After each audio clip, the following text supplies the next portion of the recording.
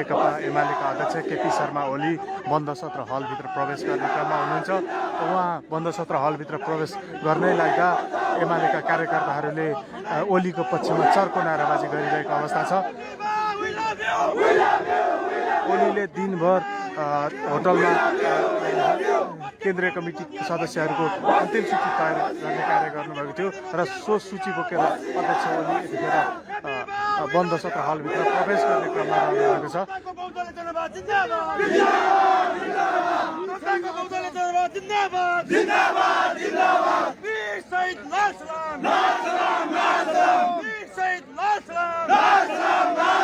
Party फुटाउने मतियार होशियार party फुटाउने मतियार होशियार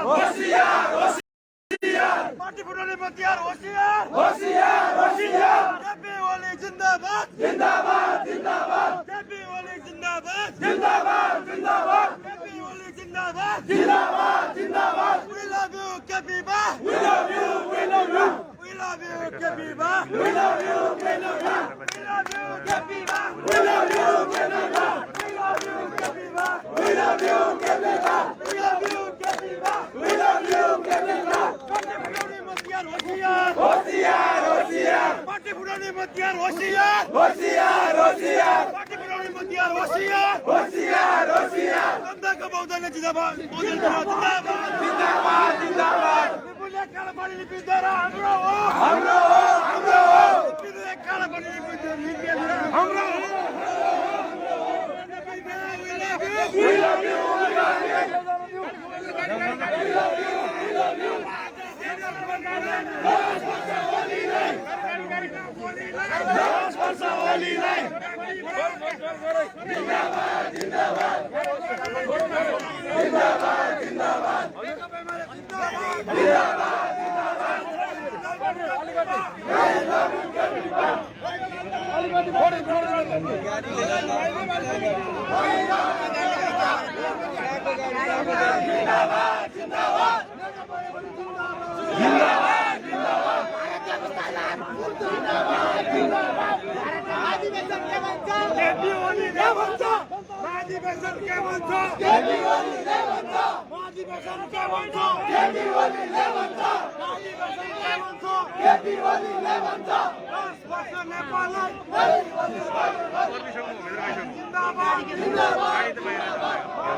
एमाले अध्यक्ष केपी शर्मा ओलीको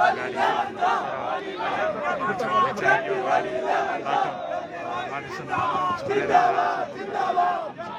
प्रवेश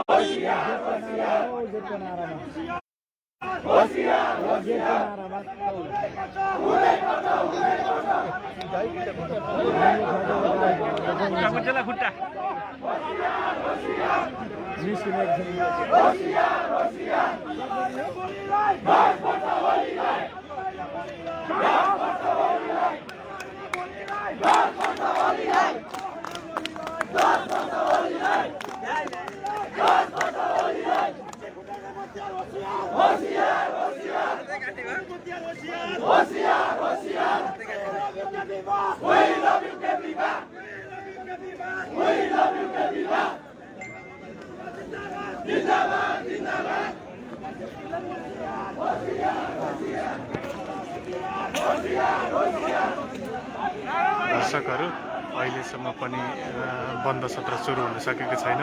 बन्द सत्र अघि नेकपा एमालेका अध्यक्ष मण्डलका सदस्यहरूको अध्यक्ष मण्डलको बैठक बस्ने बताइएको छ। त्यसपछि बन्द अध्यक्ष मण्डलको बैठकमा अध्यक्ष ओलीले तयार पारेका केन्द्रीय कमिटीका सदस्यहरूको अनुमोदन भएपछि मात्रै बन्द सत्र सुरु हुनेछ र बन्द सत्रमा ओलीले केन्द्रीय कमिटीको सूची पेश गर्ने कार्यक्रम रहेको हामीलाई जानकारी प्राप्त भएको छ।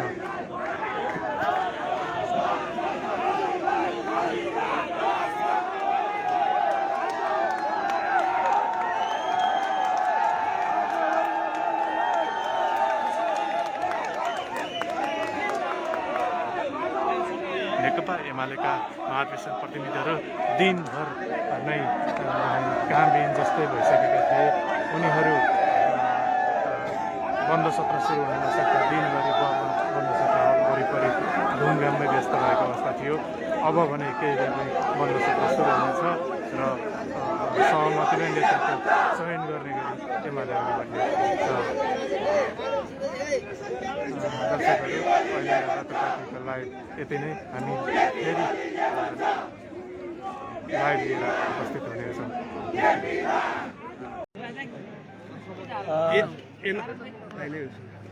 जस्तो लामो समयसम्म सहमतिको प्रयास नेकपा एमालेको महाधिवेशनको लागि लामो समयसम्म सहमतिको प्रयास गरिए पनि अन्ततः निर्वाचनै भयो। तपाईँले उपाध्यक्ष पदमा उम्मेदवारी पनि दिनुभएको छ। कसरी हेर्नु भएको छ यो निर्वाचन महाधिवेशनलाई? मैले सधैँ चाहिँ अहिले पनि जोड दिएको कुरा पार्टीलाई सबभन्दा बढी र प्राथमिक रूपले यसका विचार, सिद्धान्त, यसका नीतिहरू सही बनाउने, ठिक हौन् भन्ने कुरामा ध्यान दिनु कम्युनिस्ट पार्टीका लागि सर्वथा महत्त्वपूर्ण कुरा हो।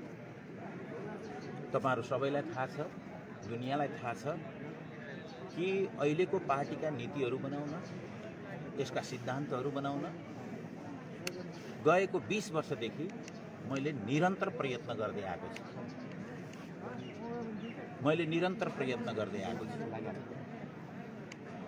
र गएको 9 महाधिवेशनदेखि औपचारिक रूपले हाम्रा विचारहरू, हाम्रो सिद्धान्त, हाम्रो कार्यदिशा अनुसार पार्टी अगाडि बढेको छ, कार्यदिशा अनुसार। तर मैले निरन्तर त्यहाँदेखि नै उठाउँदै आएको कुरा के छ भने यदि कार्यक्रम भएन भने आज समाजवाद, समृद्धि र समाजवाद, जसलाई 9 महाधिवेशनले समृद्ध नेपाल, सुखी नेपाली भनेर भने, त्यो कार्यक्रम भएन भने कार्यदिशाले मात्रै केही गर्दैन। मैले पटक पटक भनेर आएको छु कि कार्यदिशा भनेको रेखाङ्कन हो, कार्यक्रम भनेको डिपिआर हो। डिपिआर बिनाको रेखाङ्कनले, अलाइनमेन्टले काम गर्दैन। त्यसो गर्दाखेरि हामीले कार्यक्रम बनाऊ, कार्यक्रम बनाएपछि त्यो कार्यक्रम बोक्न सक्ने कस्तो सङ्गठनात्मक सिद्धान्त हुन्छ भन्ने कुराको व्याख्या कार्यक्रमले माग्छ। त्यसले विधान कस्तो बनाउने भन्ने कुरा त्यस पछाडि सुरु हुन्छ। यसो भयो भने हाम्रो सिद्धान्त, कार्यदिशा, कार्यक्रम, सङ्गठनात्मक सिद्धान्त र विधान यो सङ्गतिपूर्ण हुन्छ र कार्यभारहरूलाई, आजको क्रान्तिलाई, समाजवाद र समृद्धिको तर्फको यात्रालाई, अथवा हामीले भन्ने गरेको समृद्ध नेपाल, सुखी नेपालीको त्यो यात्रालाई वास्तविक रूपले बोक्ने सङ्गठन बन्छ। नत्र भने सिद्धान्त एकातिर हुन्छ, नेताहरू अर्कै थोक हुन्छ। समाजवादका नाममा, लोकतन्त्रका नाममा गैर लोकतान्त्रिक, गैर समाजवादी मान्छेहरूले पार्टीलाई हाइज्याक गर्छन्, कब्जा गरिदिन्छन्। मैले भन्दै आएको छु कि यदि ठोस कार्यक्रम भएन भने र तदनुकूलको सङ्गठनात्मक व्यवस्था भएन भने हाम्रो जस्ता मुलुकहरूमा, 50औं मुलुकहरूमा दलाल पुँजीवादले क्रान्तिलाई हाइज्याक गरिदियो, अपहरण गरिदियो। आज हामी कहाँ पनि दलाल पुँजीवादले क्रान्ति अपहरण गर्ने समाजवादको झन्डा तिनीले उठाइदिने, श्रमजीवीको हातमा श्रमजीवीको झन्डा नहुने, दलाल पुँजीपतिहरूको हातमा, तिनका एजेन्टहरूको हातमा समाजवादको झन्डा भइदिने, त्यस्तो एउटा विरोधाभासपूर्ण अवस्था भइदिन्छ। यी तमाम मुलुकहरूमा गएको 50 वर्षको हाम्रो जनवादी क्रान्तिको इतिहासले यो कुरा भन्छ। यसले गर्दा यसमा जोड दिनुपर्छ भन्ने मेरो मान्यता हो र त्यसैलाई मैले जोड दिइ आएको छु। यस अर्थमा आज पार्टीभित्र सिद्धान्त जिउँदो छ, पार्टीभित्र मार्क्सवाद जिउँदो छ, पार्टीभित्र विचार जिउँदो छ भन्ने कुराको सशक्त हस्तक्षेप जरुरी छ भनेर मैले उपाध्यक्षमा उम्मेदवारी दाखिल गरेको छु। तपाईँको उम्मेदवारी अहिले पार्टी कब्जा गरियो र क्रान्ति चाहिँ हाइज्याक गरियो भन्ने म फेरि पनि यसलाई यसै गरी मैले जसो भन्दैछु त्यसै अर्थमा बुझिदिनुहोस्। यदि हामी सचेत भएनौँ भने गएका 50, 60, 70 वर्षमा खास गरी दोस्रो विश्वयुद्ध पछाडि संसारमा तमाम मुलुकहरूमा लोकतान्त्रिक क्रान्तिहरू भए र ती लोकतान्त्रिक क्रान्तिहरू धेरै जसो दलाल पुँजीवादले हाइज्याक गरिदियो।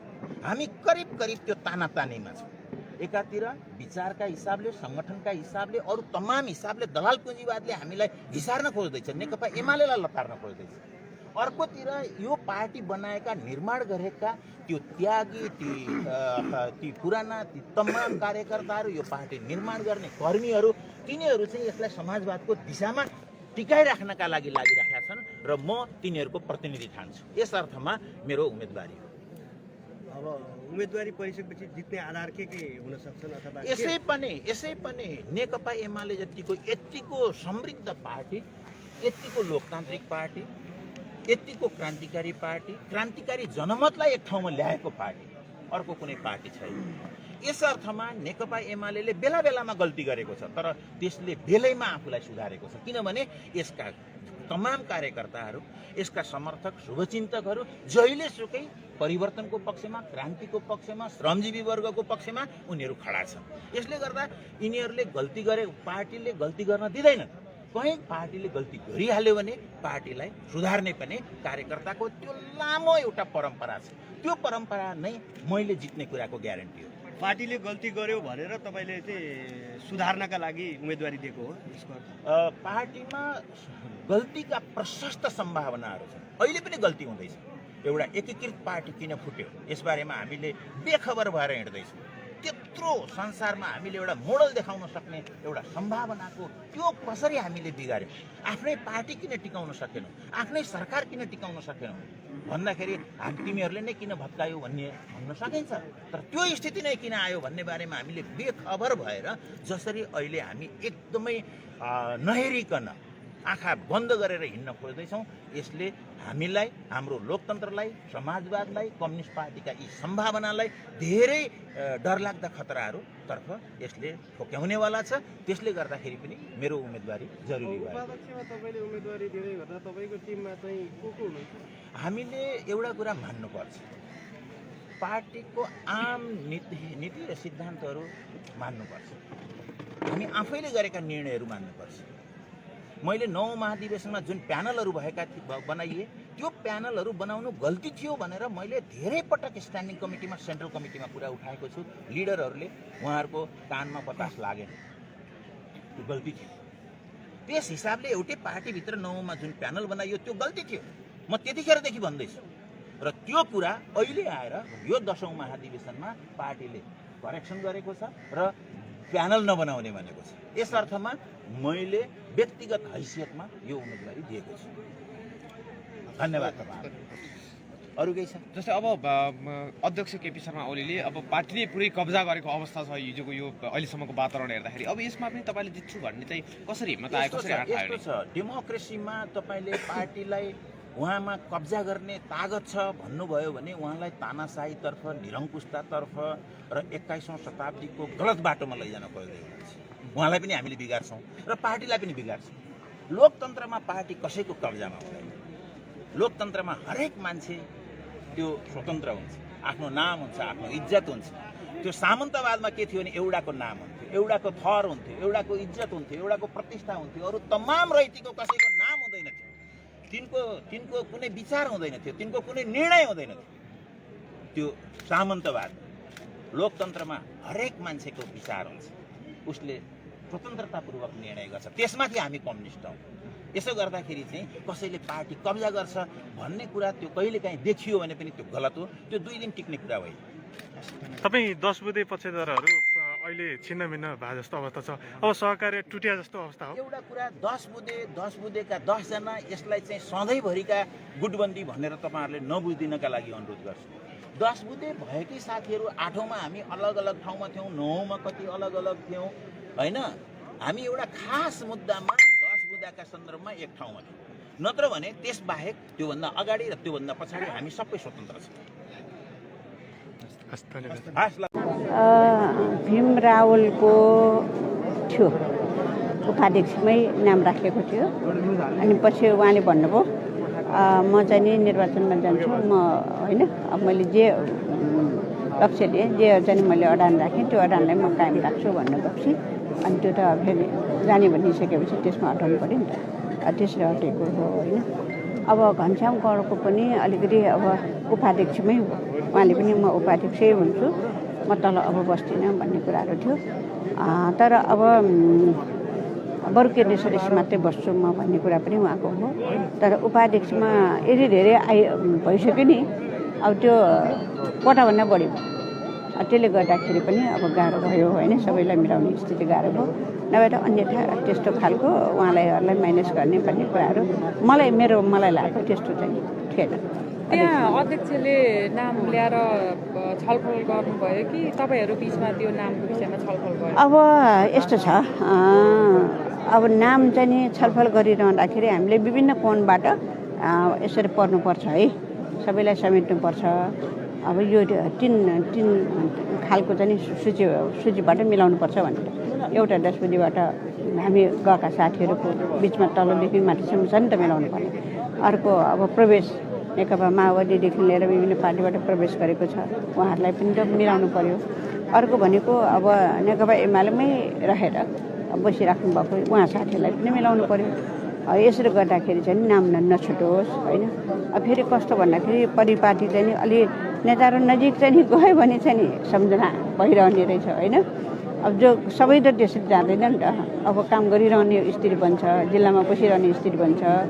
अब मलाई भन्दै हुनुहुन्थ्यो सुदूरपश्चिमको साथीहरू हामी आउन सक्दैन, काम गरिराख्ने हो, तर अब हाम्रो अनुहार त अब आउँदैन। त्यसो भएको हुनाले पनि हामी अन्यायमा पर्छौँ त्यति जसो भनेर भन्नुभएको छ।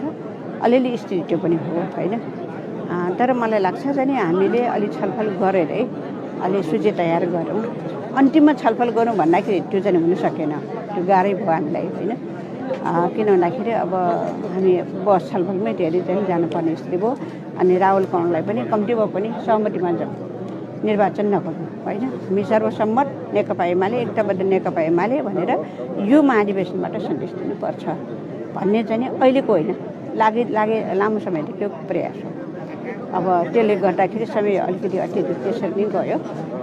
त्यसरी चाहिँ हामीले चाहिँ अलिकति यो सूचीलाई व्यवस्थापन गर्ने सवालमा अलिकति समेट्ने, पूर्व पश्चिम सबै ठाउँमा समेट्ने सवालमा चाहिँ अलिकति अप्ठ्यारो भएको चाहिँ महसुस भएको छ। किन अहिले म यसरी नै साथीहरूलाई भेट्दैछु। तपाईँहरूले सर्वसम्मत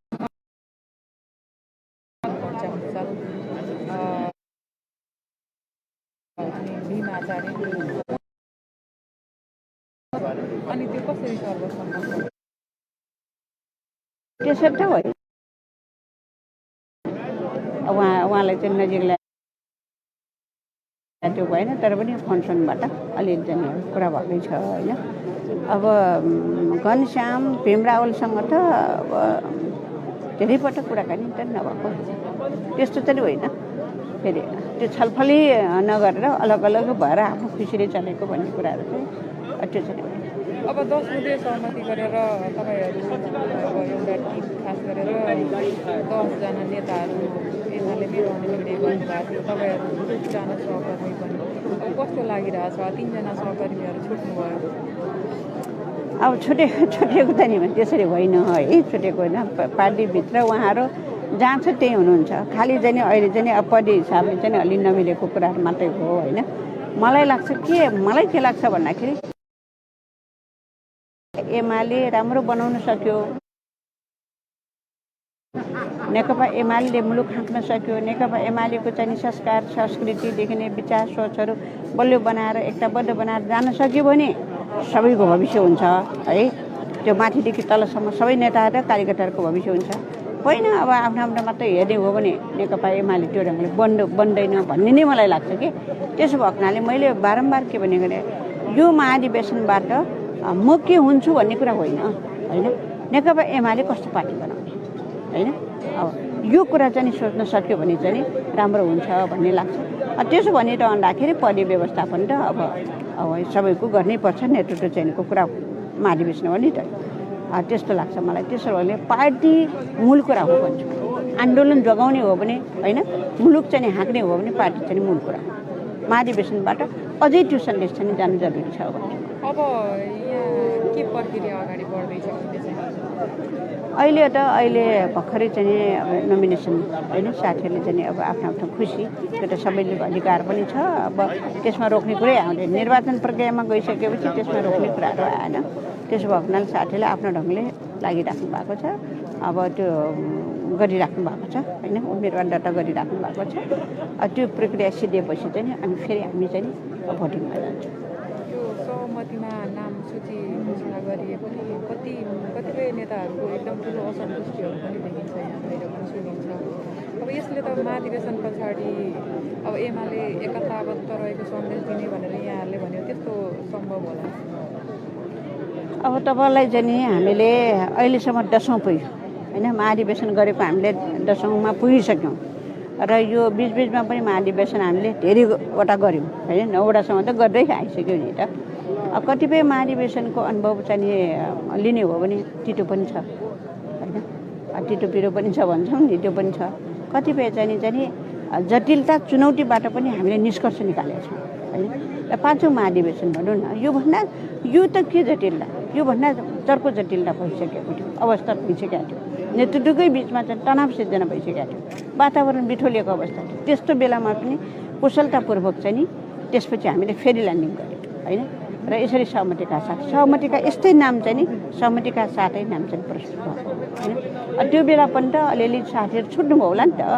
अब आउने प्रतिनिधि सबै चाहिँ होइन कमिटीमै आउँछ, नेतृत्वमै आउँछ भन्ने कुरा त हुन सक्दैन।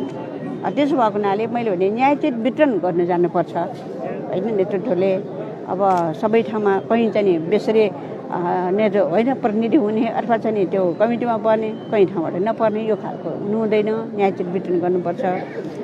त्यो गरेपछि त मलाई लाग्छ यसरी चाहिँ सम्पन्न हामीले गरेका छौँ। यो त मलाई लाग्छ धेरै सहज चाहिँ बनेको महाधिवेशन हो भनेर भन्छु। किन भन्दाखेरि हामीले विधान पहिलो महाधिवेशन गऱ्यौँ नि त, विधान महाधिवेशनले पनि यो वातावरण सहज बनाउनको लागि मद्दत गर्यो।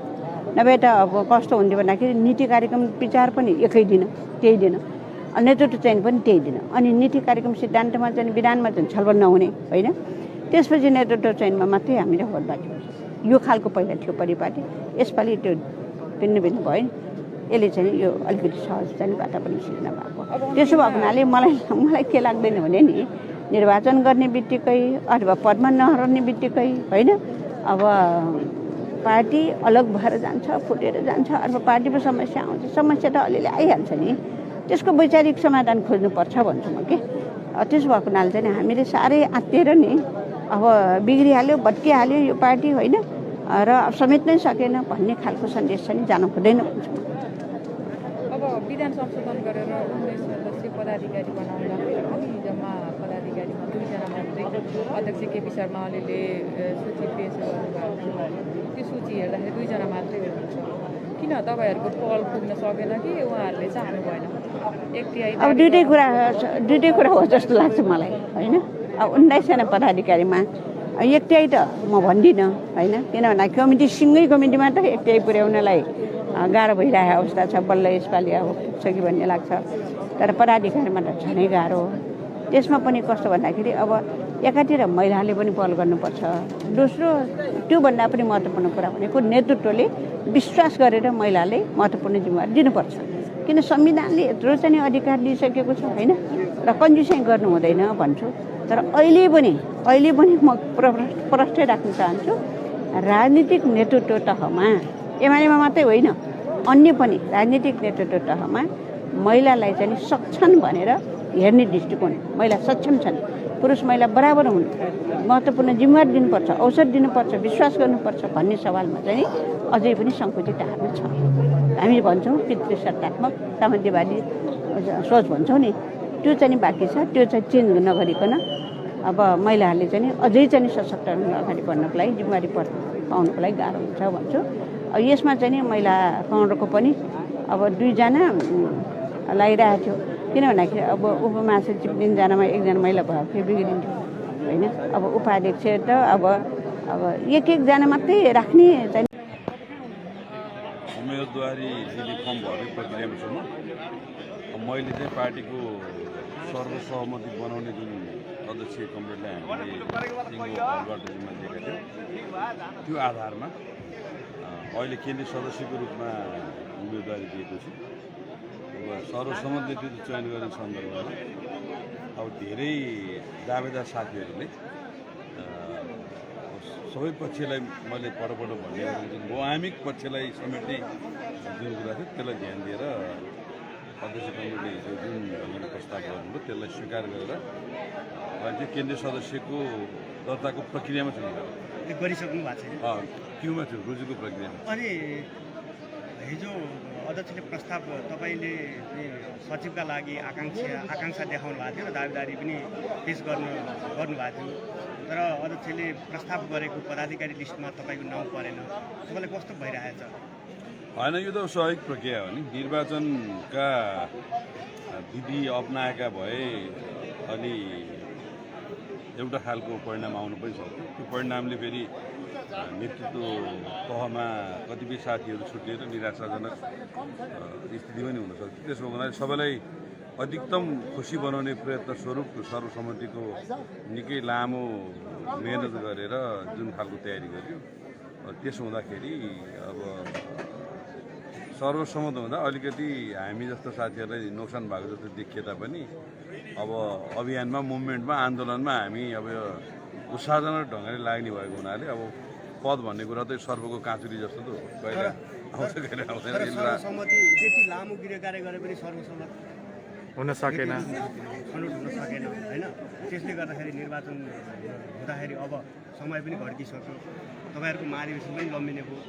यो त तपाईँहरूले यो महाधिवेशन प्रतिनिधिहरूलाई यो चाहिँ भेडा बाख्रा बनाए जस्तो देखियो नि, के गरे? अब यो शब्दै त अब राम्रो शब्द होइन। महाधिवेशन प्रतिनिधिहरूमाथि जुन तपाईँले उपमा दिनुभयो होइन, अब अलमोस्ट सर्वसम्मत हो।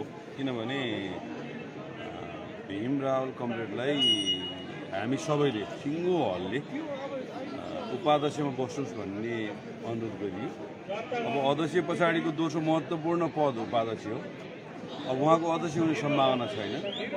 अब म अध्यक्ष उठेर हारेर राजनीतिलाई विसर्जन दिन चाहन्छु, मलाई यति पनि मौका दिनुहुन्न भन्ने ढङ्गले जुन उहाँको प्रस्तुति रहेर मैले यति धेरै तयारी गरिसकेँ कि म ब्याक हुन सक्दिनँ भन्नुभयो हिजो हलमा होइन। अब त्यो चाहिँ के हो हामीले बुझेनौँ, किनभने त्यति धेरै तयारी गरेँ म ब्याक हुन सक्दिनँ भन्ने शब्द चाहिँ सिङ्गो प्रति साथीहरूले मन पराएका छैनन् र उहाँले आफूलाई उपाध्यक्षको रूपमा नेतृत्व र सिङ्गो कार्यकर्ता पङ्क्तिले दिएको जिम्मेवारीलाई स्वीकार गरेर यो आन्दोलनमा लागेको भए उहाँको कम्युनिस्ट आन्दोलनप्रतिको विगतको जुन योगदान छ त्यसलाई अझै पनि नेकपा एमाले चाहेको थियो। त्यो कुरा चाहिँ नगर्ने, त्यो कुरामा उहाँको एक खालको बहकाउ जुन आयो त्यो किन आयो हामीले बुझ्न सकेका छैनौँ।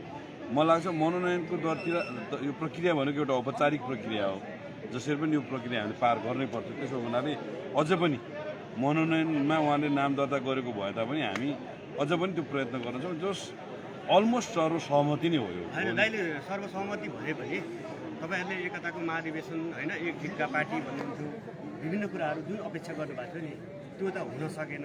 अहिले अन्तिम आवरमा आएर निर्वाचन नै हुने भयो। यो अहिले यो जुन प्रक्रियाबाट अगाडि बढ्यो नि महाधिवेशन एमालेको महाधिवेशन, यसले कस्तो सन्देश दियो? अनि सन्देश त राम्रो दियो, किनभने अब मनसुली चामलै किने पनि अथवा बासमती किने पनि एक दुईवटा बिहा त निश्चित रूपमा हुन्छन् होइन।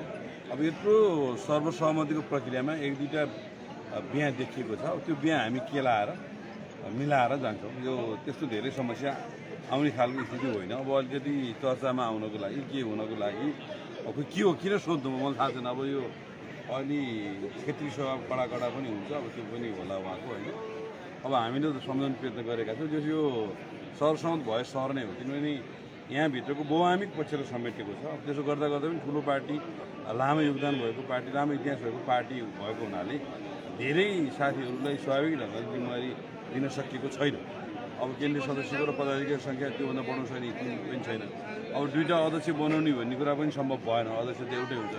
अब केपी ओली नै अध्यक्ष बनाउनुपर्छ भन्ने सिङ्गो प्रतिनिधिहरूको चाहना भइसके पछाडि अर्को मान्छेले मैले अध्यक्ष नभइकन म छोड्दिनँ भन्ने त उही नाइ बाबा मलाई त्यही केटी चाहिन्छ भनेर भनिहाल्छु होइन। अब सबैले मलाई त्यही पद चाहिन्छ भनेर झगडा गर्ने हुन्छ। सर्वसम्मति पनि चाहिएको छ, अब त्यही पोस्ट चाहिन्छ भने झगडा पनि गरेर अब त्यो सबैले अलिअलि ब्याक हुनु पर्थ्यो। भनेपछि सर्वसम्मति हुनको बाधक चाहिँ भीमराव स्वाभाविक भीमराव देखिनु हो। अब घनश्याम भुषालले अन्तिम बेलासम्म पनि हामीलाई हार्न दिनुहोस् भन्नुभयो। अब किन भन्नुभयो? किनभने हामीले अन्तिम बेलासम्म पनि अध्यक्षज्यूसँग सम्पर्क गर्दा भीमराव कमरेडलाई उपाध्यक्षमा र घनश्याम कमरेडलाई पनि उपाध्यक्षमा समेटेको जुन खालको स्थिति थियो, पछि उहाँहरूको कारणले नै सर्वसम्मत नहुने र उहाँहरूको पद पनि बाध्य भएर पदाधिकारीमा उहाँ नरहने स्थिति बन्यो। यो त आन्दोलन र एमाले भन्दा पनि उहाँहरू नै धेरै क्षति भयो जस्तो लाग्छ। तर भीमरावले हिजो बोल्ने क्रममै भन्नुभयो नि, हामीसित कुनै छलफलै गरिएन, यसबारेमा छलफल गरेको भए हामी सोध्न सकिन्थ्यो कि भन्ने पनि कुरा गर्नुभएको थियो। अध्यक्षज्यूले छलफलै गर्नुभएको रहेछ होइन, छलफल त भएकै हो। त्यो उहाँले अब त्यो किन भन्नुभयो मलाई थाहा छैन। छलफल भनेको अब छलफलका विविध विधिहरू हुन्छन्। मुख्यतया आकाङ्क्षीहरूका सन्दर्भमा एकदम अध्यक्ष कमरेडले नै छलफल गर्ने भन्ने कुरा कतिपय सन्दर्भ सान्दर्भिक पनि हुन्थेन होला। मध्यस्थता गर्ने, भेटघाट गर्ने, अध्यक्षज्यूका प्रतिनिधि मार्फत गफ हुने, यो सबै प्रक्रिया चलिरहेको थियो। त्यो कुरा उहाँसँग पनि पुगेको थियो। उहाँले दिनुभएको सन्देश चाहिँ नि मलाई उपाध्यक्षसम्म हुँदा म समझदारीमा आउँछु भन्ने थियो। तर हिजो के कुरा प्रमाणित भयो भने त्यो चाहिँ उहाँले यो भन्ने कुरा मात्रै रहेछ, उहाँले भन्ने कुरा चाहिँ प्रमाणित। तर मलाई अहिले पनि लाग्छ उहाँले उम्मेदवारी फिर्ता दिएर यो देशभरिका कार्यकर्ता पङ्क्तिलाई उत्साह भएर जाने कुरा चाहिँ एकदम राम्रो गर्छ। अब यो निर्वाचनको प्रक्रियामा उहाँले लाग्नुभयो भने अहिले सबै प्रतिनिधि साथीहरू सुत्नु भएको छैन, राम्रोसँग खाना पाउनु भएको छैन, पार्टीले धेरै दुःख गर्नुभएको छ। अब उहाँसँग चाहिँ झन् नकारात्मक र झन् इरिटेट भएर जाने स्थिति हुन्छ। त्यो म चाहिँ तपाईँहरूको सञ्चार माध्यममा, रातो पार्टी लगायतका सञ्चार माध्यमबाट चाहिँ नि अनुरोध पनि गर्छु।